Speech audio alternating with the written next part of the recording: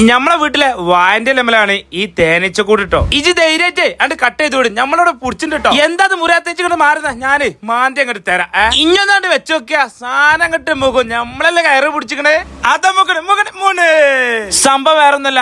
നമ്മളെ വീട്ടിലെ ഒരു പ്ലാവ് കേടന്നിങ്ങനെ നിക്കണ കണ്ടില്ലെങ്കിൽ അതങ്ങനെ മുറിഞ്ഞു മുഖാണെങ്കിൽ തൊട്ടടുത്തുള്ള വീട്ടിലേക്കാ മുഖം. അപ്പൊ മുറിച്ചു മാറ്റണ്ടേ. അങ്ങനെ അതങ്ങോട്ട് തള്ളിട്ട് നമ്മൾ ഇത് നോക്കിയാ നിങ്ങള് ചില്ലറ കേടൊന്നല്ല ട്ടോ. കണ്ടപ്പോ മുറിച്ചോണ്ട് തന്നെ നമുക്ക് ആ പീസേ നല്ലോണം അങ്ങോട്ട് കിട്ടി. ഇതിമുള്ള ഒരു സാധനവും വേസ്റ്റ് ആവില്ല. കാരണം നമ്മൾ അസയാക്കഥ ഇല കൊണ്ടാവുന്നത് വിറകിന്റെ കഷ്ണങ്ങൾ ഇതാ കുട്ടിയെടുത്താണ്ട് സെറ്റ് ആക്കണുണ്ട് കേട്ടോ. അതിന്റെ ഇടയിലാണ് നമ്മള് കുഞ്ഞാവന്ന് ഇതാ അവിടെ ഒരു മരം മുറിച്ചാണ്ട് ഓല ഏതായാലും മരം മുറിക്കാവുന്നല്ല. അപ്പൊ വീടിന്റെ അടുത്ത് തന്നെ ഇതൊക്കെ വലിയൊരു കവുങ്ങുണ്ടേനി നിറച്ചും വെറ്റിലുണ്ടേനി കേട്ടോ. ഇതുമേലാണെങ്കിലോ ഇത് ചെറിയൊരു തേനീച്ചക്കൂടുണ്ട്. ഏതായാലും നമ്മൾ കട്ട് ചെയ്യാണ്. ഒറ്റ മുഖല് തേനീച്ച പറക്കണൊക്കെയാണ് നിറച്ചും തേനീച്ച.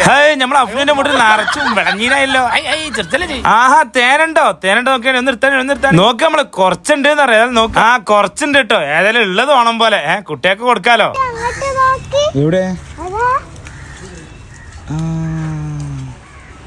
അയിമെന്ന് പറയാണ്ട് നേരെ ഇലമലേ കൂടൂട്ടീന് കുറച്ച് കഴിഞ്ഞ പോലെ പോയിക്കോളും. വെറ്റില കുറച്ചുണ്ട് കേട്ടോ. അതൊക്കെ നമ്മളെ ചെക്കന്മാര് വെറ്റില നുള്ളാണ്.